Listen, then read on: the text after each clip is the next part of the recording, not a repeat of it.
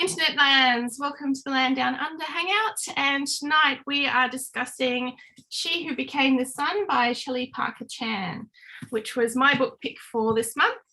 And let's go straight into opinions. Oh, and warning, there'll be spoilers.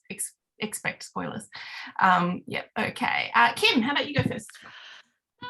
It was all right. I have a big problem where I don't like books with lots of war and politics, and this had lots of war and politics. The character, it was well written. The characters were interesting. Can't say I ended up liking most of them.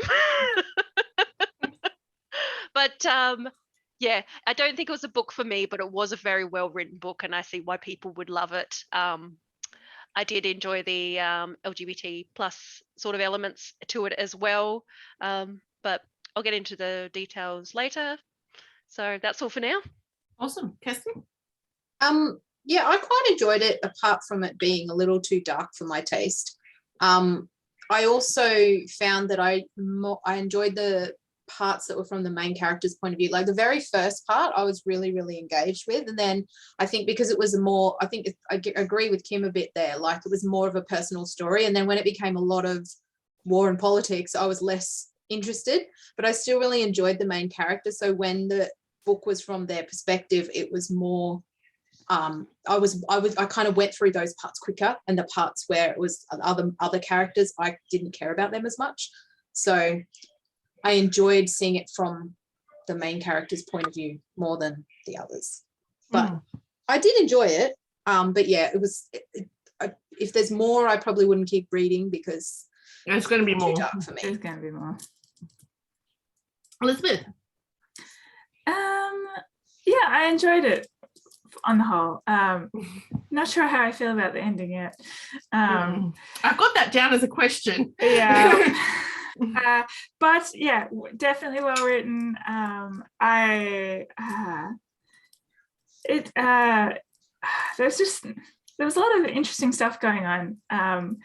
I enjoyed the kind of I don't know the history at all, but I liked kind of what it was doing a bit, or that I gathered it was doing with the history there. That seemed pretty interesting.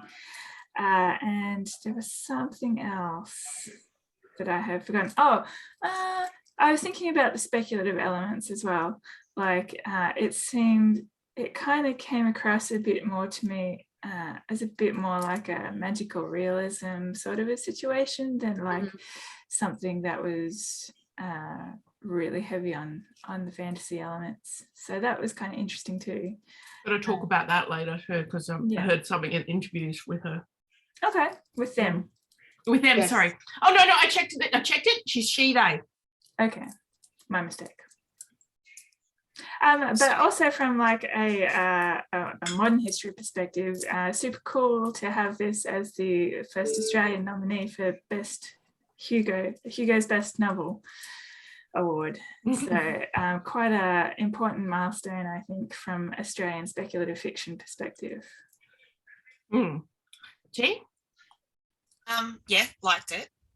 But kind of the opposite to Kirsten and Kim. I thought the beginning was very wishy-washy and kind of didn't pay a lot of attention. And once it started getting into the politics and war, I was more interested and wish I had paid attention at the beginning.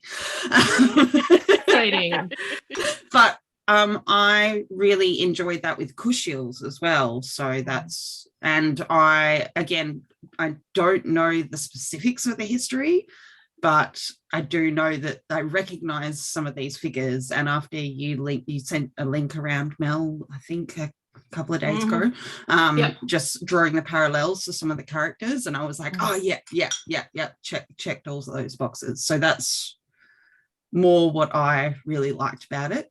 And I did the audiobook as well, so maybe I should have read it. I did audio as well. Just a warning on that link, guys.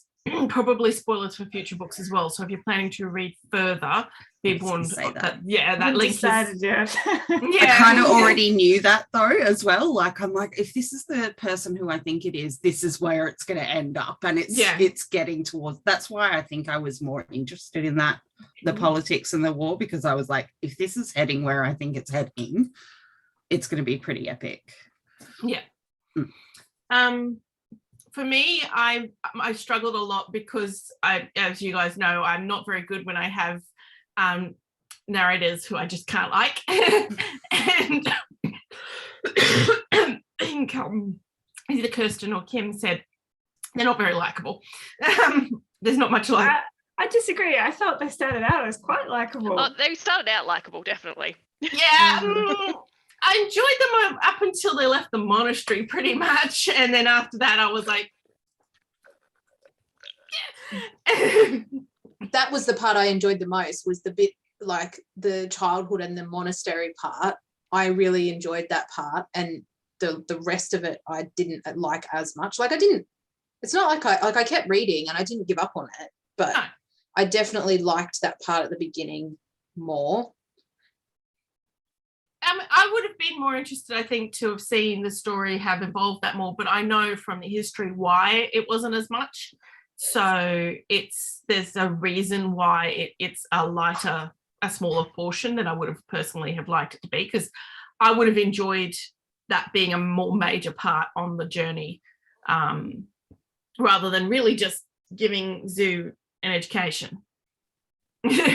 That's kind of how I felt about it. It was kind of like it just went from this thing to this thing to get to the point where it was going to start being good. That's what it felt like.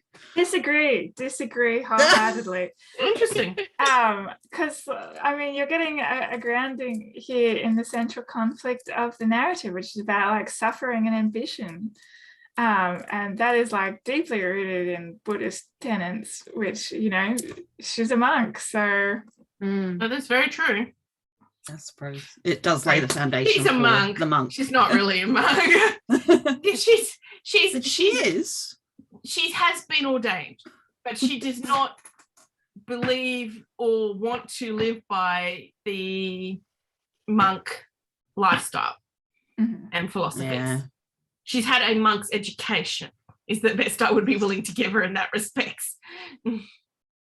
Yeah, and that was the thing for me. I think the further she moved away from that, the less I liked her. Yeah, that's definitely true. I think it was, in fact, I must admit, actually thinking back on it, at the early stages when we went into the politics and war, like when she did the ringing the gong and then flooding and that, I mean, it was awful and horrific to think of that many people dying so fast, but it was still sort of, it made her a very interesting character, how she saw that. And I mean, it's not that she changed her tactics. It's like she's continued to use her little insights to be able to win battles to varying degrees. I mean, obviously there was different types of winning within it, but I really enjoyed the first two the most. After that, it got a little bit more generic war type stuff. Agree. Yeah, that first one with the gong was pretty cool. I enjoyed that a lot. And the second one was clever. Like the first one was sort of an observational type thing. The second one was a clever thing to manipulate the situation that way. The gong was where I started paying more attention. I was like, oh yeah, okay, yeah. And yeah, I didn't see that coming as well, because I think I kind of, like I said, I skimmed through. I was there, but I just sort of skimmed through the beginning bit. And when it got to that bit, I went, hold on a second, I missed something, didn't I? Do you have to go back a bit? Yeah, just a little bit. And I was like, okay, no, I didn't actually miss anything. It's just that the character saw something that we didn't until that point. And I just, I really liked the way, I don't know if it was the way it was written or, well, not written, I suppose, that was going to happen. And it was kind of a little bit of a surprise. And then the manipulation of it into, the gods answered my prayers, you know, sort of this month. So I'm going to stick with Zhu to start off with. How do we feel about Zhu's single-mindedness pursuit of greatness after leaving the monastery? Like, it was a really very focused sort of... I think that might be why I found it hard to connect with her character after she left the monastery, because when she was in the monastery and when she was younger, it was kind of more about survival. And then it just became, I need to be great because I need to be great. And I was like, why? Why can't you just be happy? Why can't you just, you know, survive and do, like, I found that really difficult to connect with, because it's not something that I understand, like the pursuit of fame and greatness for the sake of those things is like, I'm like, I just want to find somewhere quiet where it's warm and there's food.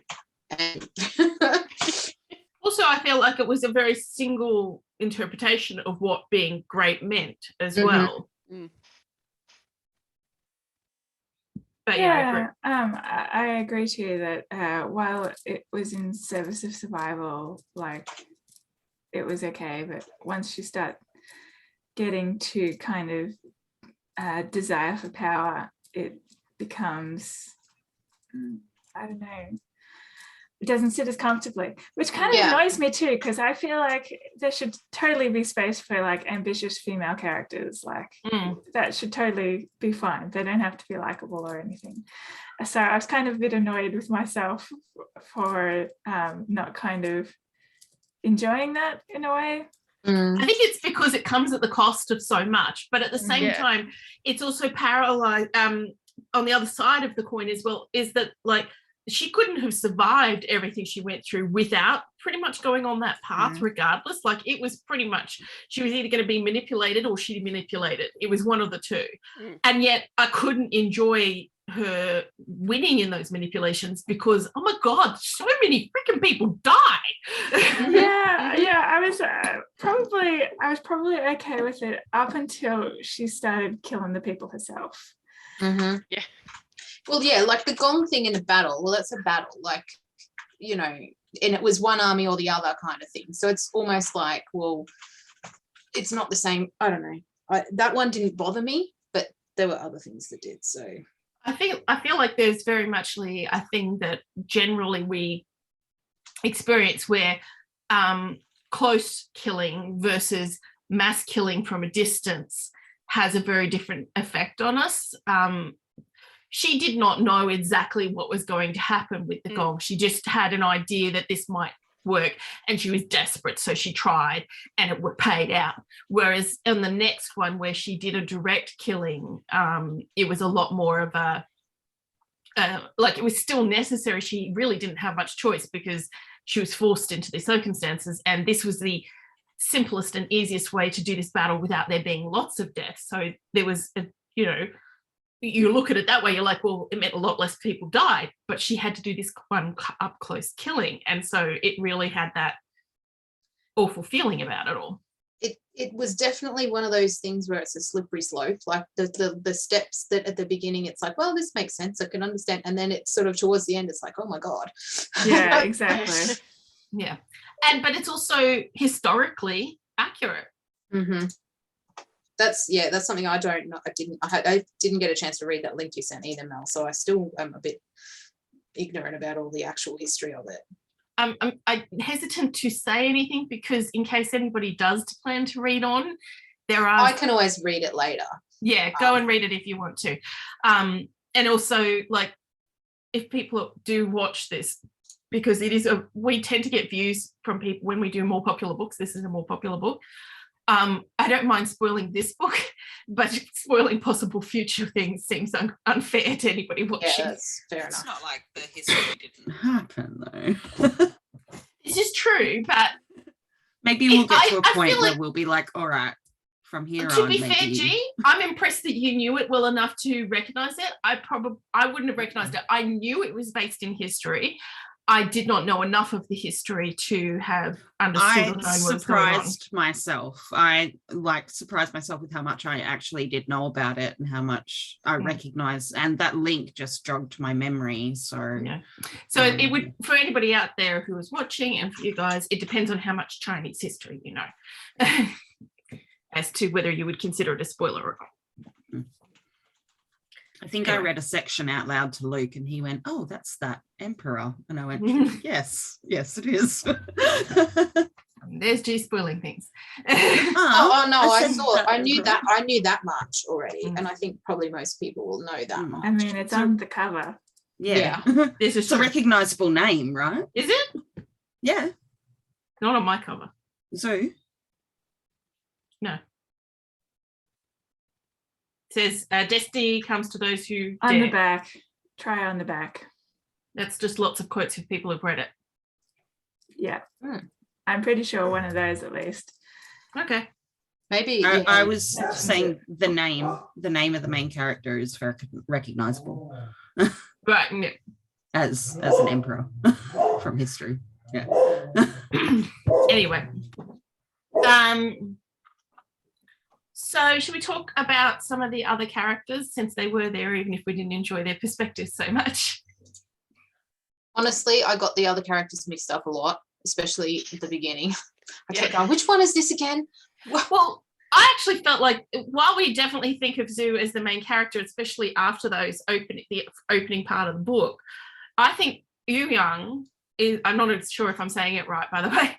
I think Yu Yang is almost actually also a main character in this story. Absolutely. I mean, perfect foil for Zhu. Mm. I keep thinking now about what G said about it being like Kushiels, and I kind of, in retrospect, I'm like, yeah, this has a lot in common with Kushiels. Maybe it's because I'm in the middle of them at the moment that it reminded me so much, though. It has been quite a few years since I read them, but yeah, that kind of alternative history, but also like the epic scale and the personal story, and that kind of fate and characters who are kind of foils for each other, which brings us back to Ouyang. Just how much they have in common and how much they kind of contrast each other was quite interesting to me. I felt one of my favorite parts of it was like the subtle references to the ghosts all around Ouyang that he can't see, but that like affect the environment that he's in. And he's aware enough to know it too. Yeah, he kind of has an idea. He kind of has an idea that it's there, but like, and then just like the talk about how cold the room is, or that the candles flicker and stuff, and you know what's going on because you had that scene when he gets introduced to Zhu. She sees him from a distance for the first time, and like all the ghosts that are around him. Super effective and interesting. I liked that kind of introductory scene from a distance. I thought that was really effective. I was not expecting to end up in his head though. Yeah, that was a bit of a surprise in a way. Yeah, but I kind of think like when you've got something epic like this, it makes sense, like Game of Thrones type thing, where you have multiple perspectives. And I kind of think like there weren't all that many perspectives here, strictly speaking. I have a complaint about the perspectives. Okay. I didn't like how, I didn't mind going between essentially the two camps and going from Zhu to Ouyang. That was fine. But when we went between them, you didn't always know whose head you were in when you got there. Yep. That was what I meant by it being confusing, and especially in the audio book, because you can't do that thing where in a physical book you flick back and go, hang on, who am I with again? And you can kind of reread bits until it's not as easy to do that with audio. And I was like, what? Where am I now? Which character is this? And sometimes you would skip in the timeline and it wasn't always obvious. You would jump in the timeline and you would change location and head. Anyway, that was my I would, even in the physical book, I would be like, wait, I know I'm over here now, but whose view am I looking through? Whose eyes is this? See, I didn't find that was a problem at all, because it's not actually their view. This is an omniscient narrator. It Yeah. is, but like it is that sort of distant view through that person's eyes. You're looking through Zoo's eyes, or you're looking through Ma's eyes, or you're looking through. No, you're not looking through their eyes. Like you're just kind of. Well, when you're not getting the omniscient, you're seeing and understanding everybody's feelings at that time. You're getting like when let's take when Ouyang goes in to see Essen in with all his wives, right? You are not getting Essen's feelings or what's except through Ouyang's viewpoint. So you're getting Ouyang's viewpoint, even if it's from that distance sort of things. That's what I mean. Sure, but like I didn't really find it a problem. But I guess it was just me on that one. I just found it like really unclear, and I would have preferred either that it was more clearly spelled out or that it was kept to being that distant but through that person's point of view, because you would, especially I found it really on the other side, more on Ouyang's side and their camp, more so than on Zoo's side. But yeah, you go over there and you'd be like, oh, okay, we're over here. Wait, this isn't Ouyang, who's talking here? And so you'd have to figure it out, and I'd be like, oh, right, oh, this is Bao Xiang's perspective we're going through right now. Okay, all right. Because they're both freaking pissed off all the time, so I didn't know which pissed off person's head I was in. Yeah. See, I just thought that was me because I always lose track of who's talking, and it's really bad with the audiobooks because you can't see those breaks sometimes. So I just thought it was me, but apparently it wasn't just me. And I was in the physical book with the break, so I knew I was having a shift, but I just didn't know whose. Yeah.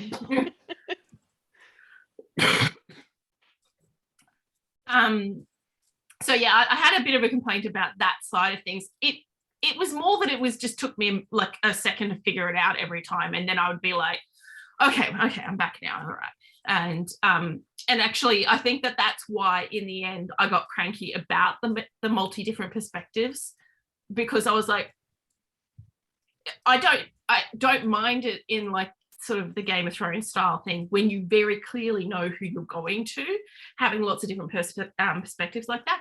But when I didn't have that clarity, I was just cranky every time I shifted, and I'd be like, right, let's figure this out again. At least, especially when it came to going to Zoo's side, you were either pretty much in Zoo or Ma's head. Like that was pretty much the two you got there. Yeah. And that was what I liked better, was when I was on that side. It was also the thief.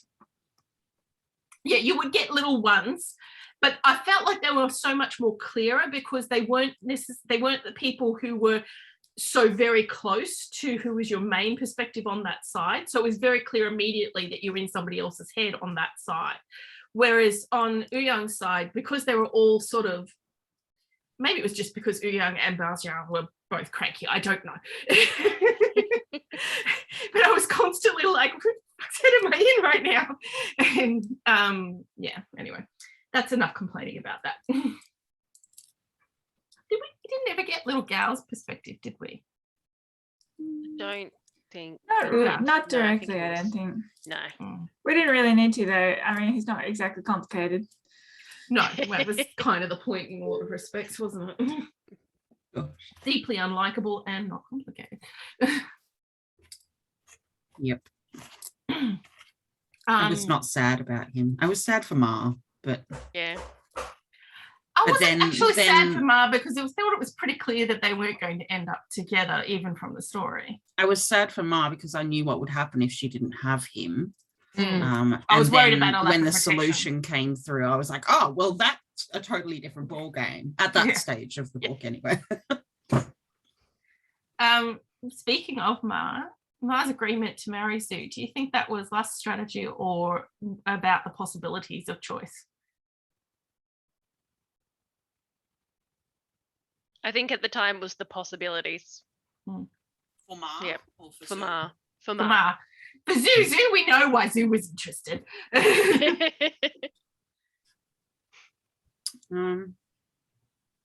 Although I found that for the free future, for the choice, yeah, the choices she could make, the possibility. Speaking of their relationship, Sorry, I'm moving it on fast, but my brain's moving on. There's a lot of story. I actually think Zhu was asexual. I was going to say the same thing. It seemed that way to me. I mean, I haven't had a super amount of exposure to asexual sexual experiences in books, or somebody like, it's not exactly something you would ask somebody about. But it's certainly how it read to me without it being spelt out. I agree. And same thing, like I haven't any experience in that, so I could be completely off base, but that was the vibe that I got, because it seemed like she would do things for Ma's sake, but she wasn't really wanting anything for her. But she also liked Ma's attraction to her. Yeah, I was going to say she enjoyed Ma's enjoyment. Yeah, but not so much that she was attracted to Ma, but that she was attracted to Ma's attraction to her. But then she was deeply uncomfortable with anything that kind of reminded her about actually being a woman at the same time. Yeah, that's true. Only up until a certain point. Until Ma started liking it. Well, actually, I was going to say that's a good point too, because she didn't seem to mind Ma liking her breasts. So, in fact, like, that's the whole thing. Like, the mandate of heaven doesn't come to her until she makes peace with her body. Ooh, I want to talk about that. Was that a mandate of heaven, or was it the fire powder that she discovered? Oh, geez. Oh, snap! Oh, you are genius. Has she really got the mandate of heaven, or is she tricking them into thinking she's got it? She's tricking them. She did say somewhere that there was something that was a sly mention that I can't even remember the wording of it, but it was something like, it's a trick. She learnt the trick. That's what I was going to say, because I felt right at the beginning when we first saw, I can't think of his name and I didn't write it down, but the little child emperor thing, figurehead. The Prince of Radiance. Radiance or something, Prince of Radiance, yeah. When we first saw the Prince of Radiance do it, I was like, that's some sort of little trick that they've learned, isn't it? It's not actually. Well, it also said that hers was a different colour, right? Hers was white, which is phosphorus. Phosphorus burns white. Magnesium does. Something burns white. Magnesium does, yeah. But I mean, I'm pretty sure. I don't know about other things. I just know that magnesium does, but I couldn't tell you what colour all of the things burn. But magnesium burns very bright and very fast too. It does, yeah. It's probably not magnesium. It reminds me of like stories of the Egyptian priests doing little tricks and things to prove themselves and things like that. So it's like you were saying before, Elizabeth, there's a sort of magical realism element to it where it could actually be something, but at the same time also knowing sort of certain things from history, you're like, but it could also be this as well, and it could be both at the same time. Yeah, especially so there are 4 instances of the mandate of heaven appearing in the book, and they're all different colors. So if they are all, it's possible that they're all real and all just different colors. It's possible that some of them might be tricks, or possible that all of them might be tricks. Who knows? Although I'm kind of inclined to think was it the merchant Zhang? General Zhang.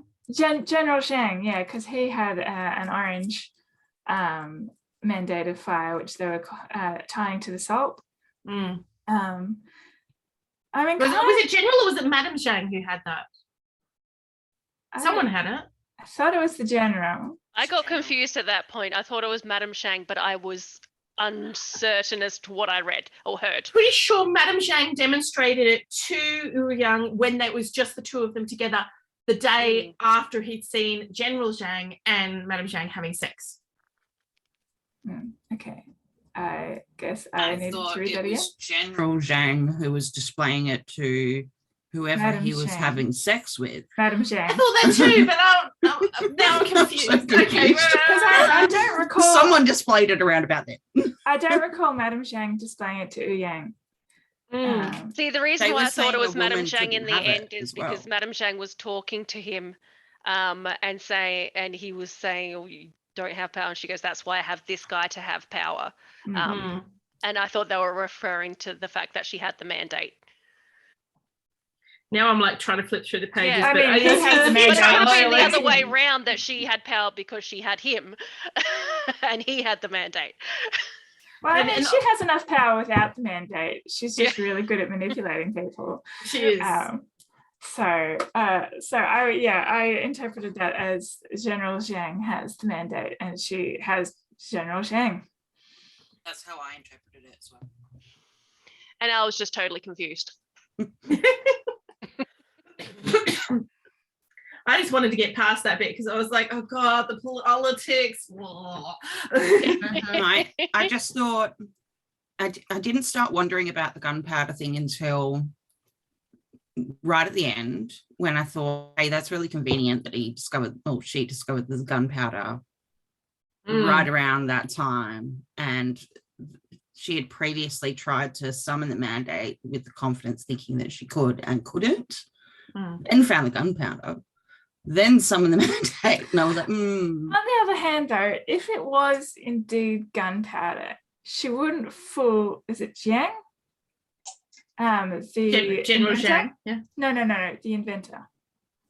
Oh, Oh, God, I yes. don't think I wrote his name down. But yes, I know who you mean. She demonstrates it to him in his workshop, and That's convinces true. In him fact, to I follow would have her. assumed that the idea even came from him and that he helped with the figuring it out. Yeah, so if that was the case, you would expect that he wouldn't necessarily back her. But on the other hand, he already knows her other secrets, so maybe this is he seemed a secret. very surprised about it though. So maybe he did help her, and that was one of those things that we weren't told about. Maybe.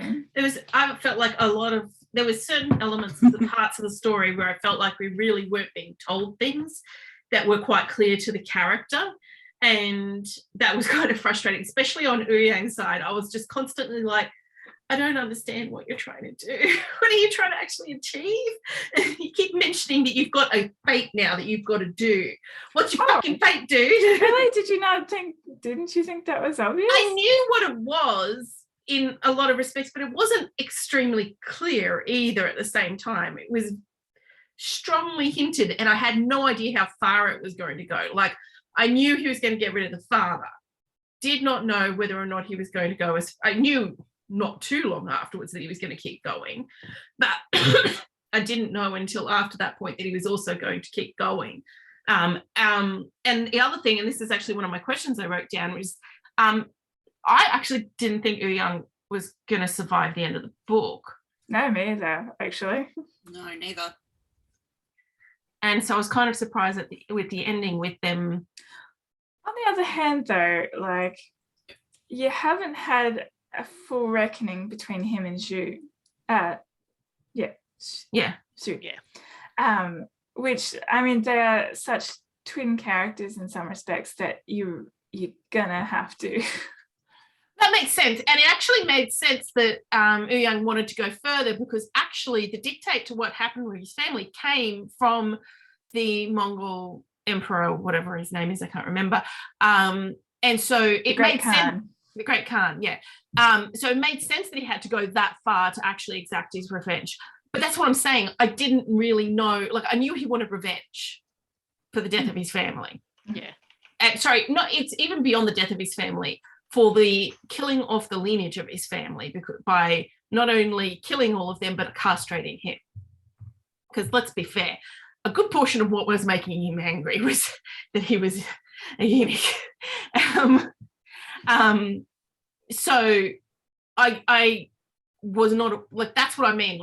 It's very clear pretty much the whole way along exactly what Zhu wants, what they're actually wanting to achieve, I think. In their constant saying, I want greatness, it's constantly always just lifting up and going further and higher. And so it's just the same thing. But I don't know. I didn't feel like Ouyang was quite as clear. I always thought that from the beginning that was pretty clear, but what I didn't think he was going to do, and I can't remember any of their names, so was his friend. Essen. I didn't know what he I didn't think he knew what he was going to do about his friend, because they were friends. I think And he didn't. And the reason that we also thought that he probably wouldn't survive is probably because he thought he wasn't going to survive this, you know? True. I think the reason in the end we probably weren't given that information, at least about the Essen element, was because he never let himself think about it, because he didn't think, not thinking about it is how he allowed himself to survive getting through the whole process. He just took the next step, the next step, the next step. Mm-hmm. Yeah. And then that step was there in front of him and he had to take it. As a side note, the dynamic between Essen and his brother, Lord Wang, I got some amusing Thor Loki vibes from that early on until the death of their father, pretty much, and even then a little bit after. Even then a little bit, yeah. Was that a series of unfortunate events and misunderstandings between the two of them? It was, wasn't it? They were both really close and they really loved each other, and then the death of their father turned them against each other, right?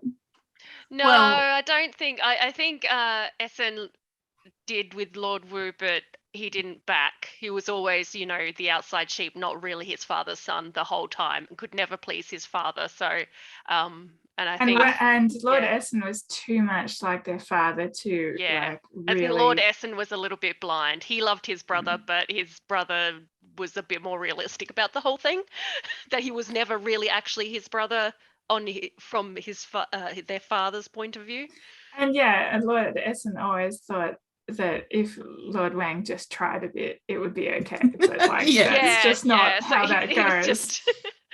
He was almost as dumb as Little Gua. I think it was just that Thor vibe, that like golden retriever, sweet guy, not too bright though. Like wouldn't go far as sweet, but definitely that. I also think that Essen had a little bit of a savior complex, like it was a very delusional savior complex, because I think that his relationship with Ouyang and his relationship with Bozang was similar in that respect, that I'm protecting you and I'm taking care of you, but you should be appreciative, but I don't necessarily treat, like, especially with his brother, I don't treat you as equal though, because you're not a real man. Yeah, exactly right. And that was already in place with Ouyang, so because look how pretty you are, and as well as you're unique, and so. But that relationship between the two of them, the Esan and the captain, that was really, I don't know, he seemed very like blasé about it, as in Essen did, like. But and then when the time came along, Chinese history for it's pretty normal in Chinese history for Chinese men, and I know that they're Mongols, not Chinese, but they were living in China. It was all of that. Pretty normal in Chinese history for, yes, they have lots of wives, and that's how they prove themselves as a man, but they're quite okay with taking male lovers as well. It's really, that depends on the period though. Using that at the end, like, but out of everything that passed between us, you think, and I don't know, that was kind of inferred, like. Yes, there are certain periods where it was frowned on, but it only really was when the Western culture started to have influence. So when the British came, prior to that, it was pretty much always acceptable, as long as you also got married and secured the line of descent. Okay, yeah, that makes more sense.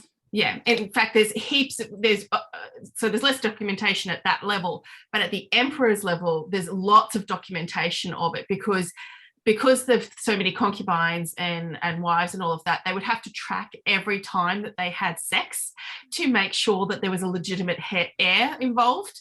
And so there's actually records going way back of every single time they have sex, including with their male lovers. On the one hand, that's kind of cool. On the other hand, man. Right?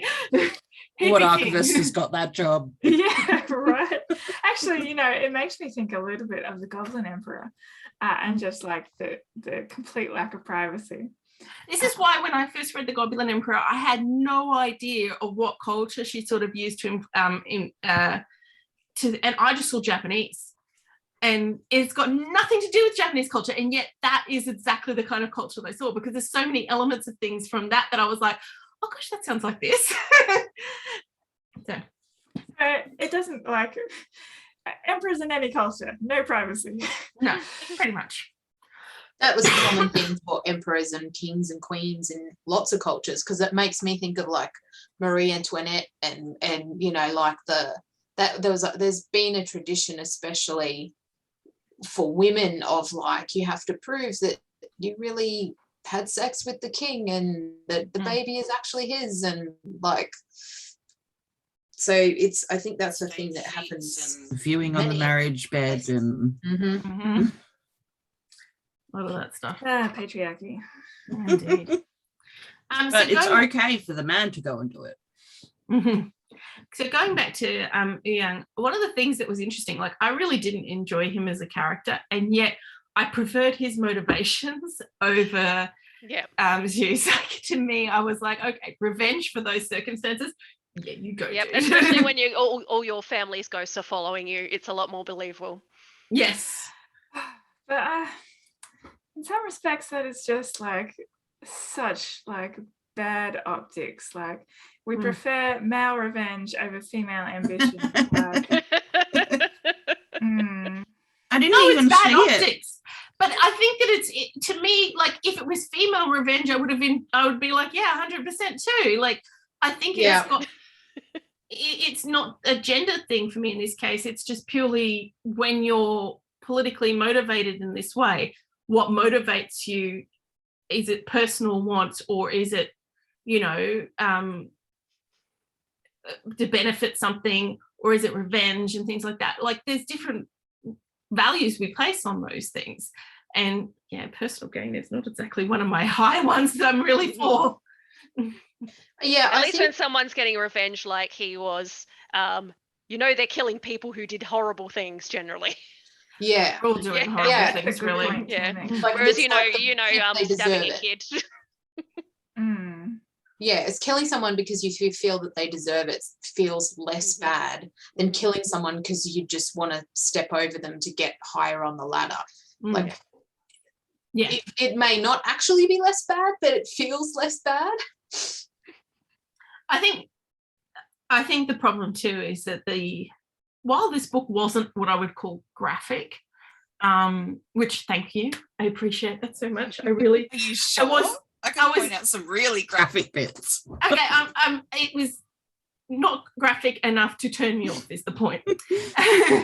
There was one point in particular. You really don't need you to make me relive things. I thought of Mel. And then there was another scene that I thought. So there's a reason why I was appreciative of reading the book, because when those sorts of things came up, I could skim. Which you can't do an audio. It's like, no, that's one of the reasons why. The second scene was the weird one in the audio. So there was one violent scene and one pleasant scene, let's say. Yeah. Oh, I was listening to that on the audiobook. Like, the kids had gone to bed, thank goodness. Oh, are we talking Matt was in the next room and he's like, "What are you listening to?" Is this my you in bed that we're talking about there? Yes, that was very graphic. Yeah. I was more meaning violent graphics though. We know you were, Mel. I'm sorry, but sexual graphics. But there were a couple of violent things too. Where's the blusher meter? Huh? Where's the picture? Where's the blusher meter? Blusher meter. It was descriptive, but I must admit I wasn't expecting fisting, but okay. No. Yeah. And that is what fisting meant. I actually, when I got to that part of my brain went, I wonder if we'll talk about that other book. I wonder if the book club will bring up the fact that we talked about that other book that used that word in the wrong way. Correct terminology in this one. Yes. And in fact, I thought it actually took me a little bit to realise that's what was happening. Yes. I was just like la la la reading along, and I was like, hang on, Hold on a second. everything's up there. It's funny. It's so funny because there's usually not just one scene, and usually if there's only one scene, it's not that descriptive, and it's like she just went, "Yep, okay, we're gonna do this one scene really descriptively." Well, it had a previous scene which really was that fade to black kind of thing happening. Yeah. And so that's what I was kind of expecting to keep happening. Mm-hmm. And then we walked straight into this, like at the beginning of a chapter, and it's just like, boom, all the details. Yep. George has been very happy with the latest selection of blood picks. Let's just leave it at this. Ma had a really good time. Which is the most important part, of course. I've got a really good run at the moment. I'm reading Cushions. I just finished this one, and I'm almost through the X-Hex as well. So all three of those. I haven't started it yet, and we've got to read it by tomorrow. But I went to get it from the library, and then I was going to go to the library when we took Claire to dance, but Claire's been vomiting for 2 days, so we didn't go to dance, so I didn't get the book. So anyway, sorry, sidetrack. Oh, Claire. Yeah. I think that's all my questions that I had. Did anybody have anything else they wanted to bring up? It's not that there's nothing else to talk about, it's just that I only had 5 questions. Almost a kids are done. Well, we're going to talk about the ending. Yeah, we should talk about that. Did we see that coming? No, Which part in particular? probably should have, but did not. Which part? I was thinking about the Prince of Radiance. Oh yeah, no, I saw that coming. I knew that was going to happen. It's Radiance. I think for me, that's taking- probably one of the major reasons why I'm not interested in continuing on, because while I know this is probably not heading to a good place for you, I think that was sooner going into a really bad place than I was expecting. And where did this change for Sue from being something to survive to something to strive to? You guys were talking about it before, like it's always been like going after the greatness, but I saw from the beginning that it was more like your choice is to die or to survive as this.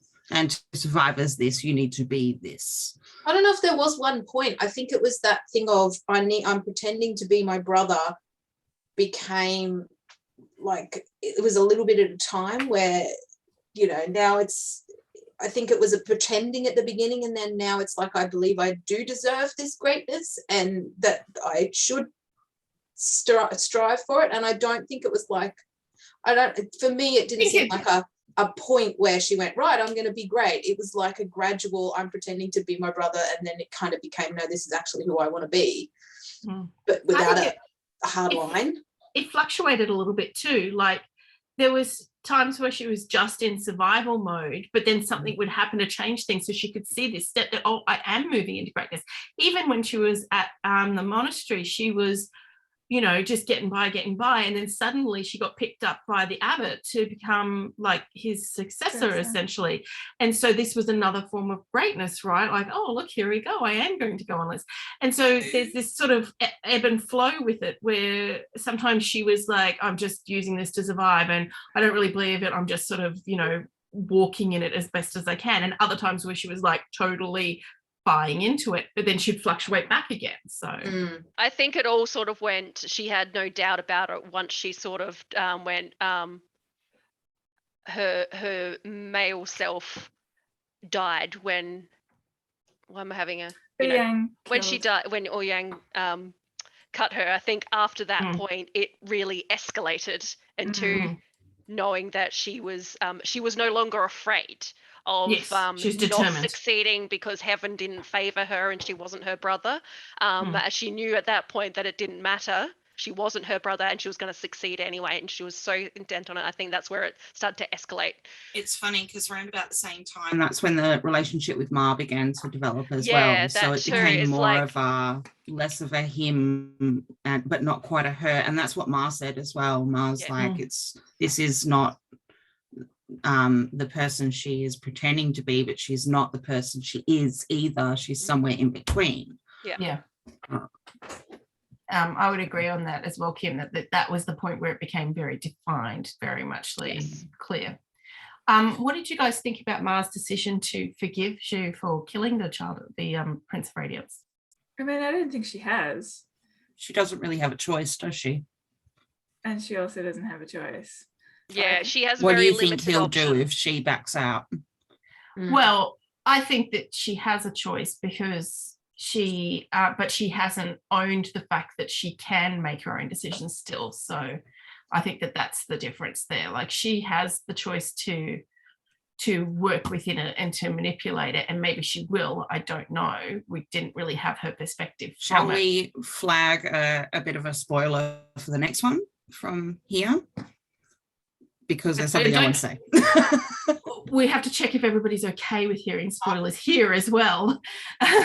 Are you? I don't know. I'm having a good hard think about, is this something I want to read more of? Is it not? I'm not really I don't sure. know that it's going to happen that way, but according to history, I could tell you a little bit more. I personally, that part is what made me go, yep, I don't think I want to keep reading. Yeah, the ending with everything along those lines. I was I probably won't keep landing. I am free for spoilers if we decide to go spoilers. You know, I'm going to go with the spoilers, and that way maybe it'll help me decide whether I want to keep reading or not. It might not be a spoiler. The author might decide to go a different way with it. Bobby, do you mind? No, go for it. Awesome. So Ma, as a historical figure, is the Empress. So the title of the book is actually, the series is the Golden Empress, the Radiant Emperor. The Radiant Emperor, yeah. So Zhu is Emperor Zhu, based off Emperor Zhu, and historically the Empress Ma. So Zhu devolves further into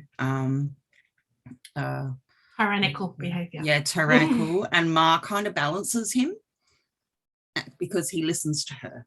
But he gets she gets less and less control over time. But that's what I'm wondering. I'm wondering whether the author will make Ma become a stronger character in the next book because of that influence she has with an emperor who's slowly descending into this tyrannical madness, which I'm not sure if it's madness, but this is what I'm seeing.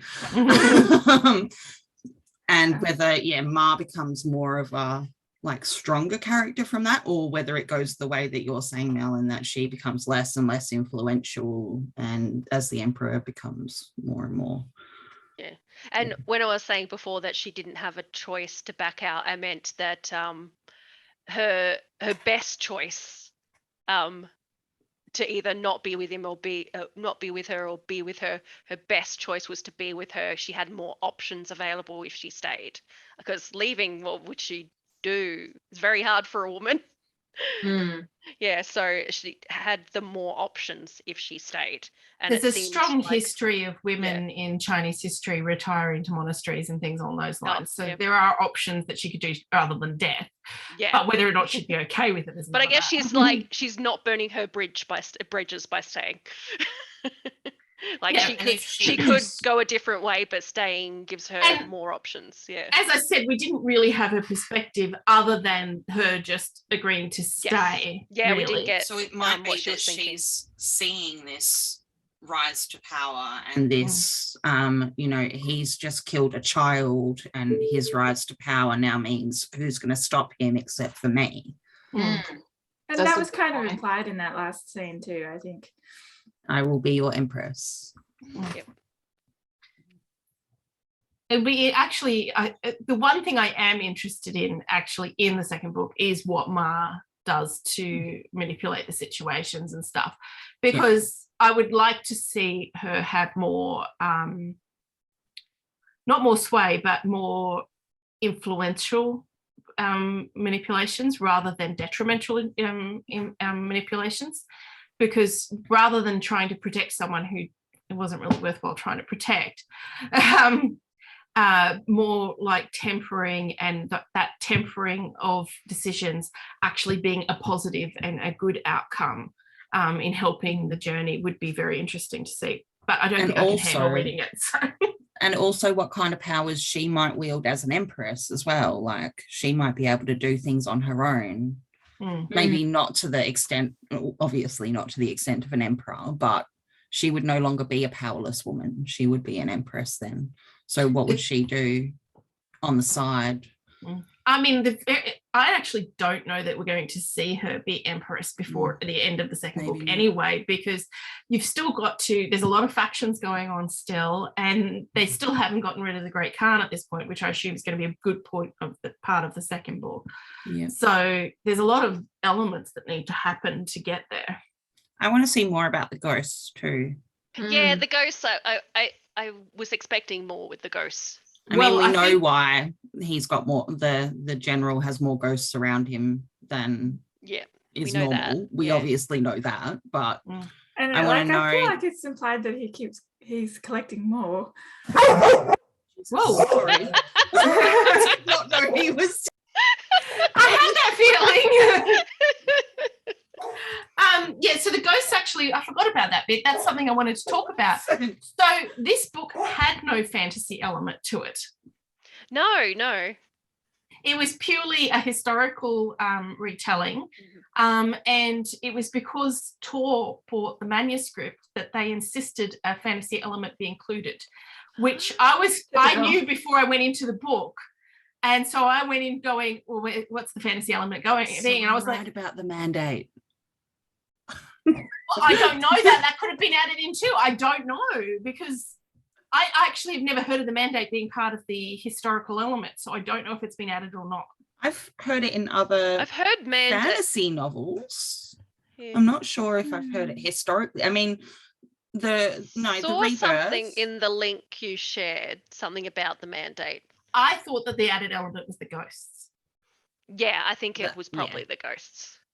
I was expecting like them to go full Aragorn and like round up all the ghosts to kind of either fight Yang or like enlist it in service of Yang. I kept expecting it to be more. Well, the use of the funeral food to poison everyone, I thought that was good. And that lines up with history as well. There was plague, not plague, but some sickness went through camps. Nice contemporary reference as well, since Shelley Parker-Chan lives in Melbourne. So I thought that was very interesting, actually, that they would apply that kind of pressure to her on her story. They're like, "You've got a good story here. We really like it. Could you add some fantasy?" I've heard, this is not the first time I've heard Tor do that. So yeah, I have heard. I've heard generally that kind of thing happens, but I was sort of frequently, like, with them frequently. Well, there you go. They've got a what is it? They've got a formula that they have to have for their books. Same as the Mills and Boons, they've got that formula as well. I feel like the Mills and Boon one might be a little bit more spelled out, because it's really obvious, the Mills and Boons, but it's not unheard romance in general actually has an almost to the page number based on the percentage, like when certain story beats happen. So romance in general is extremely predictable in that way. I like how the fantasy bits then that were added in are more like historical mythology, or like so the feeding of the ancestors is a thing that happens, and that you will be followed around by spirits if you eat their offerings is an actual thing. Like, I thought it was a fantastic way to do it. Like both elements, the mandate as well as the ghosts, I feel like was an appropriate way. I think she walked the line really well of them insisting that there be a fantasy element and including it in a way that still felt appropriate historically for the story. And I think that magical realism that Elizabeth identified earlier was the best descriptor for it. Obviously, that's supposed to be South American, but generally speaking, I think it works very well here as well.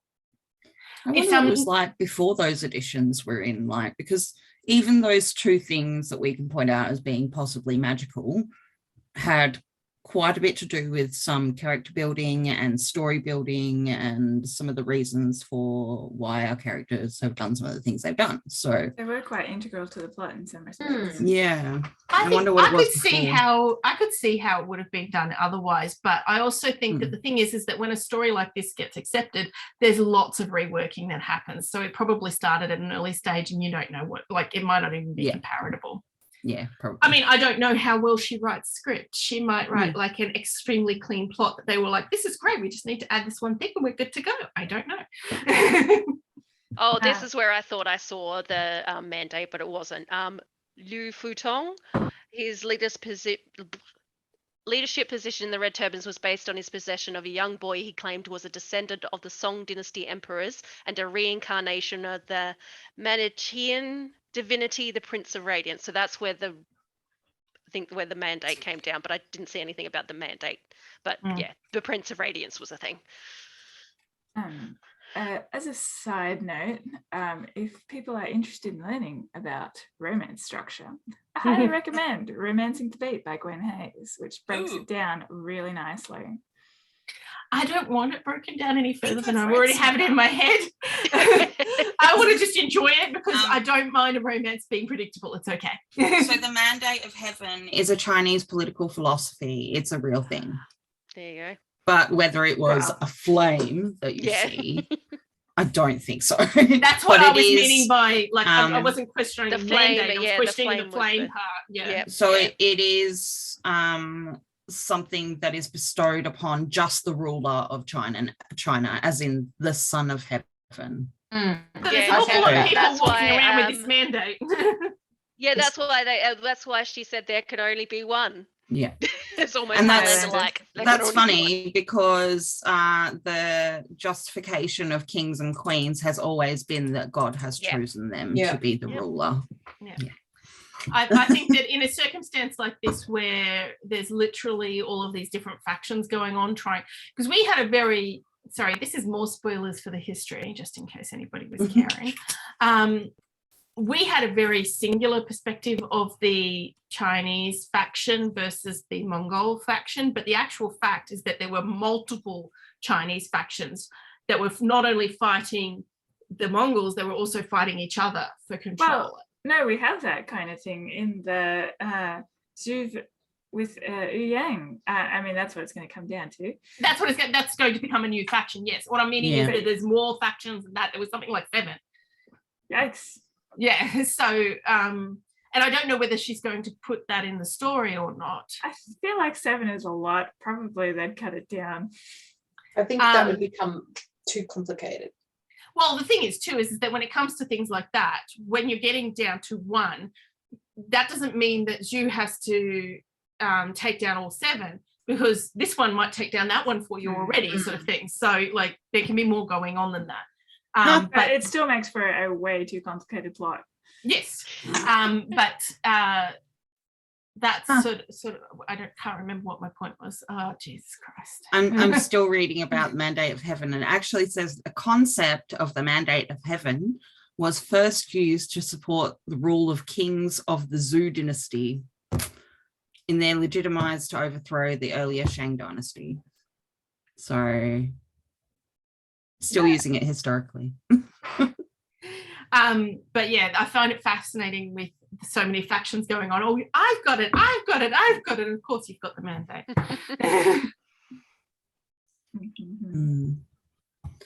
I thought the mandate that the Salt King had being a different color again, because salt burns a different color as well. That's why I sort of thought that it was interesting, like them having different colors was just meaning that they had different ways of doing a different thing that they were burning. So but I don't know, maybe the Prince of Radiance there can only be one. Who said that before? Was that you, Kim? Yeah. Oh, she basically says that. I just love the whole concept too of like, oh, this is the one. Oh, but now they're dead, and suddenly I've got it, even though I was here all along. What a surprise! Anyway, did we have anything else? I think that's it. Actually, there was one last point which I've already touched on briefly, and that was I thought it did an interesting job of kind of weaving in like Buddhist thought on attachment and suffering. Yeah. So yeah, I enjoyed that a lot. I thought she did a good job of kind of really, making that like a worldview. And I would be so much better up on this if it was the 200s instead of the 1300s, because I played a lot of Dynasty Warriors. Because I kept going, red turbans, not yellow turbans. Surely they're not yellow turbans. I know the yellow turbans. Oh dear. Yeah, I will say that while I definitely don't think I'll be reading on because it's not my kind of book, I definitely have a lot of respect for the book itself. There's a lot of really good writing in there.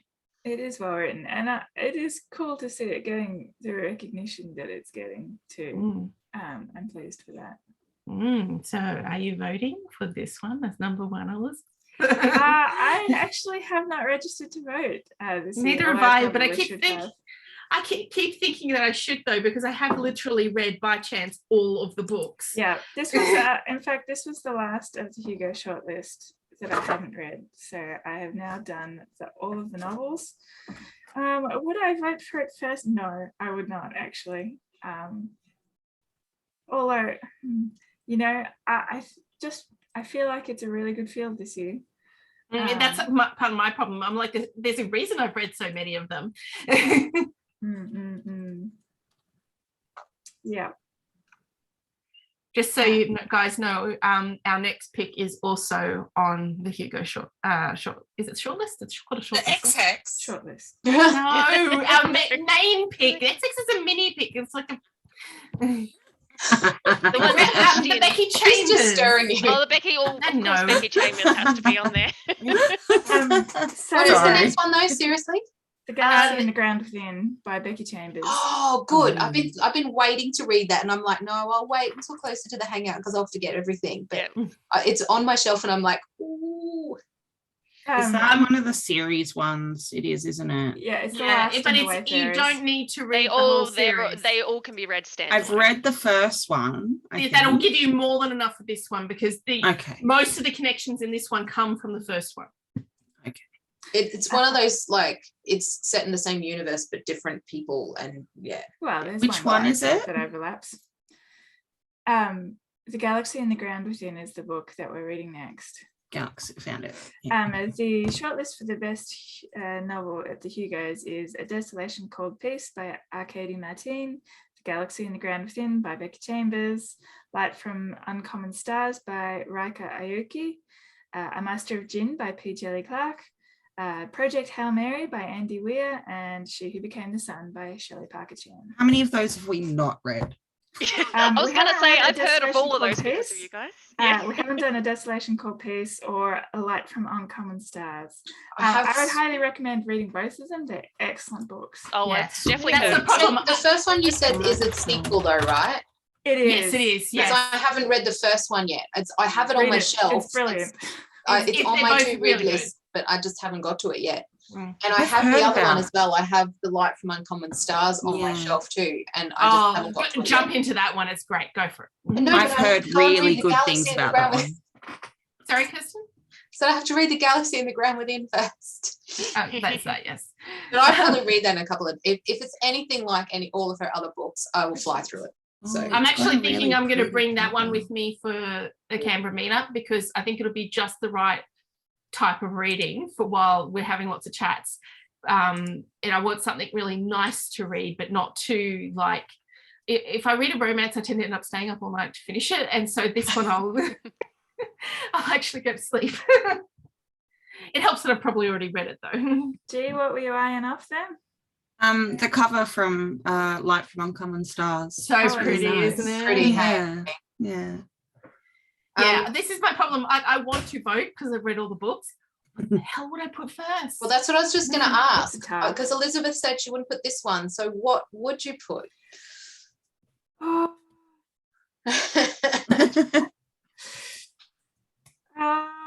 Well, it wouldn't be Project Hail Mary, I can say that. That would probably go No. at the bottom of my ballot.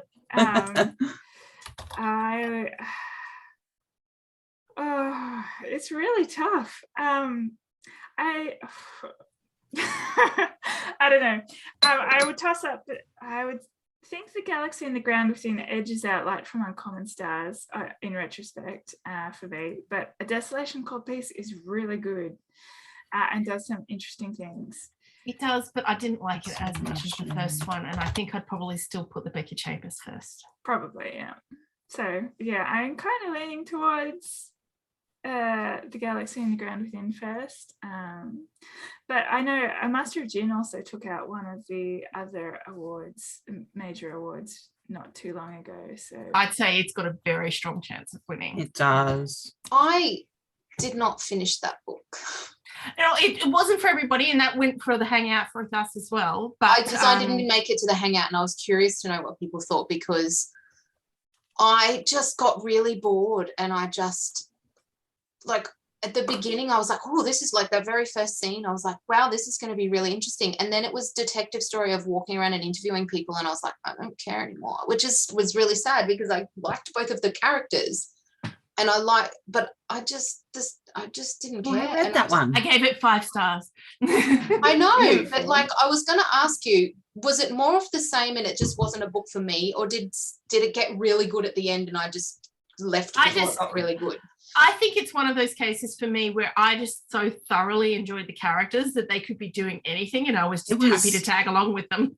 It was the setting for me. I really enjoyed it being set in Egypt. It was, amazing. It had a big epic ending, Kirsten, It did. if that helps. Yeah. I may I go also- back and try listening to the audiobook and see like if that hits better with me through the audiobook. I There find some was, books work better than that like, because you plot along a little bit better in those bits where you might normally have felt a little bit of a drag. Yeah. But it just keeps going, so you get past it.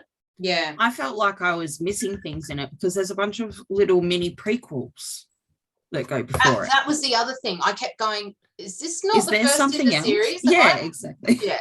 That was the other thing I found too. There is a little bit, but from what I understand, and I haven't gone and read all of them yet, but from what I understand, it's not like hugely going to no, there's nothing wrong with the stories, like they're good stories. I just mean it's not going to be like a huge that feels this sort of feeling for you. It was more like, the last time we did this case last time, and I'm like, what case last time? Yeah, same. I think he was trying to build a world that he really could explore and do more with. And so that gave it that expansive feeling of there's more. Like I felt like there was so much more with the angels. And I know there's another book that does involve another story that involves them. Yeah. But like there's so much more to happen with the angels. There's too. Oh, well, see, I haven't read there's all like of them. 4 little excerpty things. I think there's 2 beforehand and 2 after. Or I feel like I think. You have the tram car 015. You've got a death in Cairo. Yeah. A dead gin in Cairo. That I think that's what it was. It's the dead gin in Cairo. Yeah. Thanks, Bobby. There's something of L something or other. Yeah, and then there's the other angel story, which I can't remember.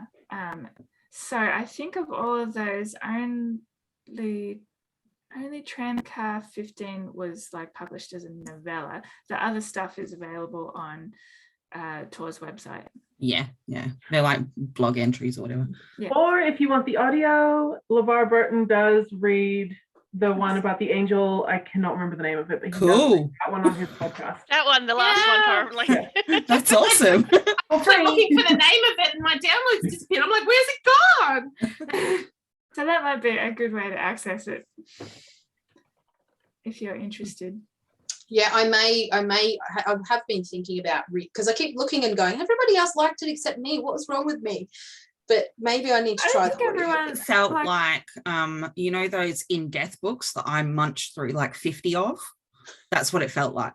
It felt like one of those quick little detective novels. That Yeah, you can see, just I chomp really through. enjoyed those, but I found like Mm. this one felt too slow moving for me. I kept going, but nothing's happened. They talked to that guy and then they talked to that guy and then they walked around a bit and nothing happened. And I was like, that's what I mean. Maybe I stopped too early and all the good stuff Nothing had happened after I happened stopped. until suddenly something happened. Exactly, that's what I mean. Like maybe that was my problem. I just stopped too early.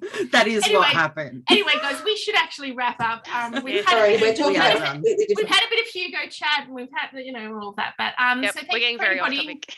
Yeah, thank you for anybody who has watched us tonight. We are reading The Galaxy in the Ground Within by Rebecca Chambers next month. So if you'd like to join us for that. Otherwise, our next read is The X-Hex by whoever, I can't remember their Aaron last name. Sterling. Thank you. So that one will be up in a short period, but next month is the Becky Chambers. So we would love to see you for that. Bye.